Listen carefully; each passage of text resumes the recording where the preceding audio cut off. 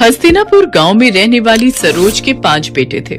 उसका पति जगदीश पेशे से एक कपड़ा व्यापारी था। कुछ वर्षों पहले जगदीश का स्वर्गवास हो गया था। समय के साथ सरोज के सभी बेटे जवान हो गए और उन्होंने पिता के कपड़ों के सीमित कारोबार को बड़े उद्योग के कारखाने में बदल दिया।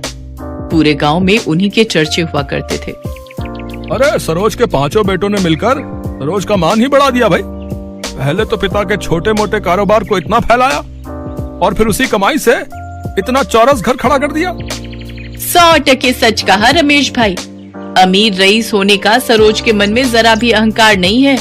जरूर ही पिछले जन्म में इसने पुण्य किए होंगे, तभी जाकर इस कलयुग में इसे 5 पांडव पुत्र का सौभाग्य प्राप्त हुआ है। सरोज के प्रति गांव वालों के मन में काफी इज्जत थी। पैसे वाली होने के बावजूद भी उसके अंदर बिल्कुल घमंड नहीं था। अरे मेरे 5 पांडु, यहाँ पर आओ। माँ, कारखाने पर जाने के लिए देरी हो रही है, शाम को बात हो सकती है। कामकाज के प्रति क्या इतना मशरूफ हो गए हो तुम लोग, जो पल भर के लिए अपनी माँ के पास नहीं बैठ सकते? मोहन भैया, तुम माँ की बात सुन लो, हम चारों कारखाने जा रहे हैं। अरे ठहरो, मुझे तुम 5 से बातचीत करनी है। ये तस्वीरें देखो, मैंने तुम 5 भाइयों के लिए लड़कियां पसंद की हैं। सभी खानदानी और रईस खानदान की हैं। ऐसा सुनकर 5 भाई एक दूसरे का मुंह ताकने लगते हैं। तभी उसका तीसरा बेटा कहता है, माँ, ऊपर वाले की दया से आपके 5 बेटे अपने पैरों पर खड़े हैं। माँ, शुरुआत से ही हम 5 भाइयों की सोच यही रही है कि हम गरीब घरों की बेटियों को ही इस घर में दुल्हन बनाकर लाएंगे। माँ, प्रदीप सही कह रहा है। अरे पगला गए हो क्या तुम लोग? अगर मैं किसी गरीब की बेटी को ब्याह कर लाऊंगी तो लोग सैकड़ों बातें बनाएंगे। गरीब अमीर का मेल भी नहीं देखा कहेंगे। माँ, आपको जमाने की पड़ी है, बल्कि ये सोचो कि किसी गरीब की बेटी का हाथ थामने से किसी गरीब पिता को साहूकार का कर्जदार नहीं होना पड़ेगा। 5 बेटों की बातें सुनकर भावुक हो जाती है और कहती है, ठीक है, अब बस भी करो। जब देखो तब 5 मिलकर पांडव की तरह पाठ पढ़ाते रहते हो। गरीब की बेटियों का ही बसेरा बनेगा यहाँ। खुश? सरोज अपने बेटों के ब्याह के लिए रिश्ते तलाशने लगती है। उसकी तलाश धर्मपुर गांव में रहने वाले गरीब रामदीन की 5 बेटियों रोहिणी, दीपा, नीलम, पुष्पा और तनु पर खत्म होती है। बड़े ही धूमधाम से सरोज अपने 5 बेटों की शादी करके 5 बहुओं को घर लाती है। मेरी 5 बहुओं, अपने दाहिने पैर को इस अक्षत कलश पर पैर लगाकर गृह प्रवेश करो। हम तो सोच रहे थे कि तुम इतनी अमीर हो तो जरूर बड़े घर की बेटी को बहू बनाओगी, मगर तुम्हारी 5 बहुएं तो बहुत गरीब हैं। लगता है इन बेचारियों का बाप बड़ा गरीब था, तभी तो कुछ भी दान दहेज ना दे सका। बीना की बातें 5 दुल्हन को झकझोर कर रख देती हैं, मगर सब कुछ इतने पर ही खत्म नहीं होता। रस्में खत्म होने के बाद सभी अपने अपने घर चले जाते हैं। तभी सरोज कहती है, ना जाने कैसा गरीब भिखारी बाप है इनका, जो पाव भर मिठाई भी ना रख सका। तुम सब देखना, कल सुबह तक ये बीना पूरे गांव में ढिंढोरा पीट देगी कि मेरी बहुएं गरीब घर से है। सरोज की बातें सुनकर उसके बेटे कहते हैं, माँ, अभी हम 5 की पत्नी को आए हुए पल भर भी नहीं हुआ और आपने अभी से ही इनको ताने देना शुरू कर दिया। सरोज की कड़वी बोली उसकी बहुओं के दिलों को अंदर तक चोट पहुंचा रही होती है। देखते ही देखते सप्ताह पर सप्ताह, महीने भी बीत जाते हैं। एक शाम बीना सरोज के पास आती है। अरे ओ सरोज, गजब हो गया, तुम तो बर्बाद हो गई। ऐसा भी क्या हो गया जो तेरी सांसें ऊपर नीचे हो रही हैं? ठीक से बता, जल्दी क्या हुआ? तेरे कपड़े के कारखाने में गंभीर आग लग गई है। तेरे 5 बेटे कर्मचारी सहित ढेर हो गए।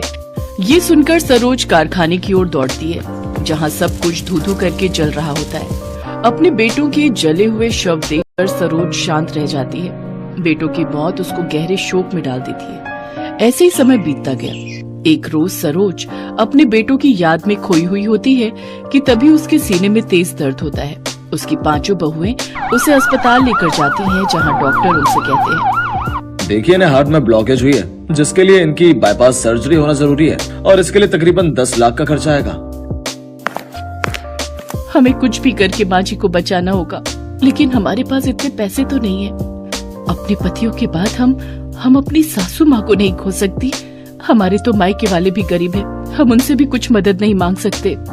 फिर तो एक ही रास्ता है, हमें अपने घर को बेचना होगा। वो पांचों अपने घर को बेच देती हैं और सरोज का इलाज करवाती हैं। थोड़े से बचे हुए पैसों से वो किराए पर एक कमरा लेती हैं और पांचों बहुएं अपनी सास के साथ उस किराए के एक कमरे में रहने लगती है।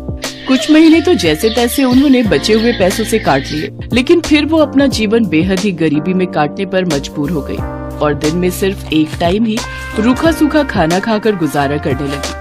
और कुछ समय बाद तो वो टाइम भी आ गया जब उन छहों को भूखे पेट ही सोना पड़ा। दीदी अब तो भूख के मारे जान जा रही है। सही कहा तुमने, अगर हमने पहले कुछ बचत की होती तो आज हमें ये दिन नहीं देखना पड़ता। अपनी बहुओं को भूख से तड़पता देख सरोज लाला के पास जाती है और कहती है, लाला मुझे थोड़ा राशन उधार दे दो, हमने 3 दिन से कुछ भी नहीं खाया है। माफ करना सरोज बहन, लेकिन अब मैंने उधार देना बंद कर दिया है। नकद लाओ और राशन पानी ले जाओ। गांव के मंदिर के बाहर बैठकर सरोज भीख मांगने लगती है, लेकिन उस दिन 10 रुपए से ज्यादा उसे 1 पैसा भी नहीं मिलता। उन 10 रुपयों से सरोज आटा खरीद कर ले जाती है, जिससे उसकी बहुएं 6 रोटी बनाती हैं और सभी एक एक रोटी नमक के साथ खाकर आधा पेट ही सो जाती हैं। ऐसे ही समय बीतता है। पांचों बहुएं सुबह से शाम तक काम की तलाश में निकलती हैं, लेकिन उन्हें कहीं भी काम नहीं मिलता। घर में छाई गरीबी के कारण सरोज को सदमा लगता है और उसकी तबीयत खराब होने लगती है। बहू, मैं बिल्कुल ठीक हूँ, तुम मेरी चिंता मत करो। पांचों बहुएं कूड़ा कचरा बिनकर उसमें खाने की तलाश करने लगती हैं। कुछ दिन बाद तनु और पूजा को एक घर में साफ सफाई का काम मिल जाता है। वो अपनी सास की तबीयत को देखते हुए अगले दिन काम पर जाने के लिए लेट हो जाती हैं। जहां पहुंचकर उनकी सेठानी उनसे कहती है, आ गई तुम दोनों कामचोर हैं? तुम गरीबों की यही बीमारी है, मीठे मुंह तुमसे 2 बोल क्या बोल लो, तुम तो सर पर ही चढ़ जाती हो। चलो अब मेरा मुंह क्या देख रहे हो, जल्दी से जाकर काम पर लग जाओ। वो दोनों काम पर लग जाती हैं, लेकिन उनका ध्यान अपनी सास की सेहत की तरफ ही था।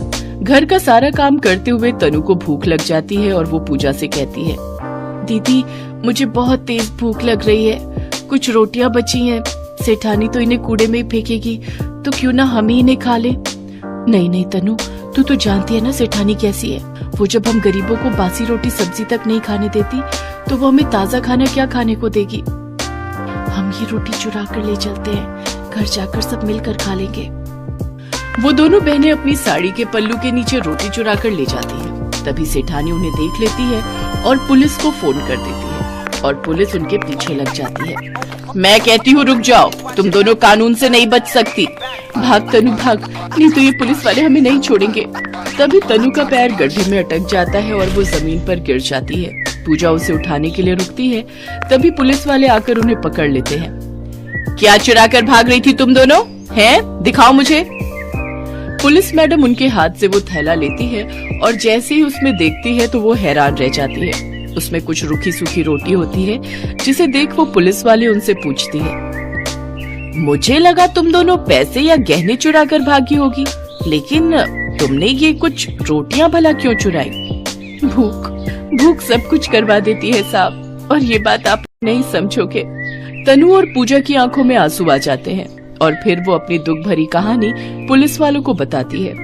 उन दोनों की कहानी सुन पुलिस का मन पसीज जाता है और उनको उन पर दया आ जाती है। देखो, कानून अंधा होता है, वो सिर्फ गुनाह देखता है लेकिन एक गरीब की भूख नहीं देख सकता।